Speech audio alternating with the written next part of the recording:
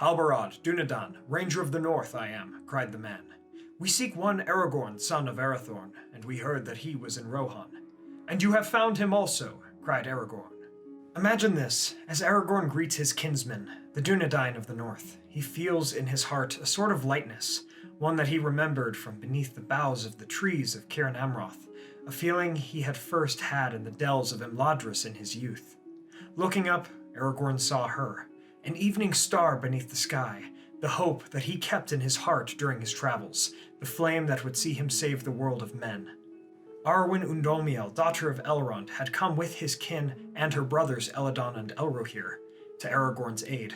He was young again, and she was there, with a smile on her face, even as it was in Rivendell so long ago. The man and elf would stand together in what was perhaps the final hour of this Middle-earth. Hey everyone, Yoyston here, and I hope you all are doing well, wherever you are in Middle-earth. Today I bring you a bonus video with a topic that I find to be very thought-provoking, how Arwen could have played a bigger role in The Lord of the Rings. My last What's Different video had me thinking more about this, and though I of course love all of Tolkien's works and how he wrote them, and I am sure he had a reason for writing things as he did, what is perhaps one of my only real criticisms with the Legendarium at large is how Arwen was underutilized as a character and hero during The Lord of the Rings.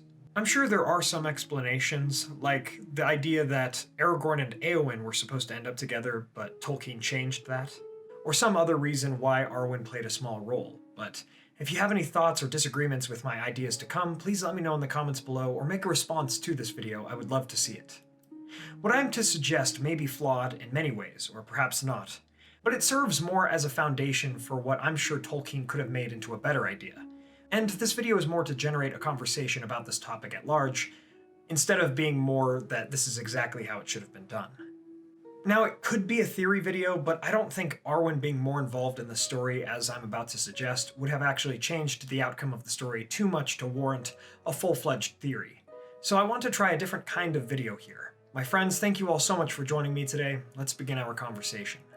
There are many different ways Arwen could have been more utilized in The Lord of the Rings, such as having her replace Glorfindel's finding of Frodo during the Fellowship of the Ring, like Peter Jackson did, or having her be a member of the Fellowship, or so forth, but all of those ideas also have pros and cons. No, what I would actually recommend is having Arwen journey southwards with the Grey Company and her brothers, finding Aragorn at the beginning of the Return of the King on March 6th of 3019. Since her brothers Elladan and Elrohir were in this company, I don't see why Arwen couldn't have been either. Perhaps this would have affected Aragorn's overall agency and character progression in the story, for he needed to earn the kingship of Arnor and Gondor before marrying Arwen, as told in the tale of Aragorn and Arwen in the appendices, but perhaps this would not have been too big a deal. Now, we could still have Halbarad bear the standard with the symbol of Elendil upon it that Arwen made, but Arwen coming south would have added some things for the story. Aragorn was used to traveling by himself when he was a ranger before the events of The Lord of the Rings, but at this point in the story, Aragorn never traveled alone, and having Arwen there would have shown how heavy his fate was upon him, what and who he stood to lose if he failed in his mission, for Arwen was there with him, which would be a worry to him, I'm sure. I think it would have been fascinating to have her journey with Aragorn and the Grey Company, back to the Hornburg, to Dunharrow, and through the Paths of the Dead into Gondor. It would also make sense as well, for Aragorn and Arwen heavily mirror Beren and Luthien of the First Age, and if Arwen even had a bit of the power that Luthien had, she would be able to withstand battle and danger, and stand alongside Aragorn just as Luthien stood alongside Beren. Furthermore, Eowyn at Dunharrow would see and even meet Arwen, finally understanding why Aragorn's heart was with another, for I feel Eowyn would have had a deep respect for the grace of Arwen and the high royalty and power of her, things she was not used to seeing amongst the Rohirrim. Similarly, I believe Arwen would foresee the love Eowyn had for Aragorn, and would understand it, having a respect for Eowyn, seeing the power of this niece of kings, a shield maiden who fought for Middle-earth, someone Arwen was not used to meeting amongst the elves. I believe these two characters, though very different from each other, would inspire one another, which would further reinforce Eowyn wanting to be a healer, alike to many elves, after her time in the Houses of Healing.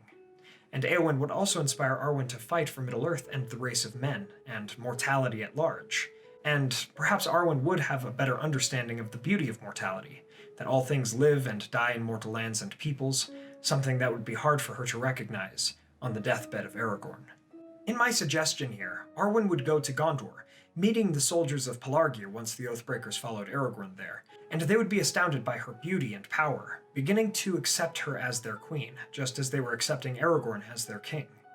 Arwen would fight in the Battle of the Pelennor Fields, and just as Elladan and Elrohir do in Tolkien's original version, Arwen would also aid Aragorn in healing the victims of the battle the night after, with what she learned from her father Elrond. And I think this is important, as it would help Arwen earn her place as the queen-to-be, not just amongst elves, but men as well. She could even have a moment where she goes off and restores some nature in the city or something to show off her own abilities that Tolkien would have to depict more of. Arwen would continue to fight alongside Aragorn through the Battle of the Black Gate, the Queen of Elves standing alongside her betrothed, the King of Men. And after the downfall of Sauron, perhaps, on the fields of Cormallen, she and Aragorn could walk together amongst the fields, just as they did in Rivendell or Lothlorien many years before, and have a very interesting and romantic conversation acknowledging that, after all of these years of standing against the Shadow together, just as they said they would do at Ciaran Amroth, it was finally over. They could wed, the Reunited Kingdom would come to be, and elves could come to live in Ithilien, for Legolas would lead elves to live there in the original version as well. Immediately after the coronation of Aragorn on May 1st, 3019, they could be wed, or they could wait until midsummer to mirror their midsummer together that they had had in Lothlorien many years before. Arwen would later see that Eowyn and Faramir would wed, and she would be happy, but even more happy that Eowyn had found peace, having left behind the hope of glory and death upon the battlefield. And they could even acknowledge each other in great friendship, alike to how Éomer and Aragorn had a strong friendship as well. From there, as it is in Tolkien's version, Aragorn and Arwen's story would be pretty much exactly the same up until Aragorn's death, where Arwen might have had a line or something to say that she now understood bitterly the pain of mortality, the beauty and hardship that it wrought, for she had fought for the survival of the mortal West herself. Again, all of this is one way to say that Arwen could have been further included in the Legendarium, and though my version here might be flawed, and there may have been reasons Tolkien had for not writing it in a similar way, this is all ultimately to say that I wish Arwen had been more included in The Lord of the Rings. Of course, I love how Tolkien decided to write Aragorn's role in The Return of the King, and wouldn't want to change that aspect, but I do feel Arwen could have played a bigger role in being alongside him, especially since there was precedent for such character moments in the tale of Beren and Luthien, where Luthien is extremely powerful and has a ton of character agency in the story. Arwen could have been similarly a powerful female character who brought more nuance into the story, as well as some interesting conversations and character motivations and moments. And although I do like the part she does play in Tolkien's version, I definitely wish there was more. But let me know what you all think. Do you wish Arwen would have been more included in The Lord of the Rings? And if so, how would you have done it? And so we come to the end of my part in today's conversation. Thank you all so much for watching. I hope you all enjoyed today's video. If you did, please be sure to hit that like button and share this video with a friend. What are your thoughts, questions, additions, and corrections about Arwen's role in the Legendarium? Let me know in the comments below. It is important to deeply evaluate even the things we love, like I did here with Tolkien's works. And it really shows how amazing his works are that this is one of my only criticisms with the entire Legendarium, that I want more of Arwen in the story. I want to shout out our Valar tier patrons, Adrian De la Torre, Chris Ortner, Peter Sheppard, Jonathan Putnam, Mark Kralik, Blair Scouten, Tobias Goldner, Ryan Ramsey, Merton, John Hume, Tom Bombadil, Reggie93, Jennifer Wood, Sam McBee, Matt Sabach, Quantum Catalyst, and Elizabeth Calvert. Thank you all so much, and thank you to all of my patrons. You make this all possible. Finally, don't forget to subscribe and hit that bell button to join the Men of the West and all of the Free Peoples today. And I'll see you all again on Sunday with that epic character history of your choice. Everyone, thank you all so much for joining me on this adventure. Until the next one, my great friends.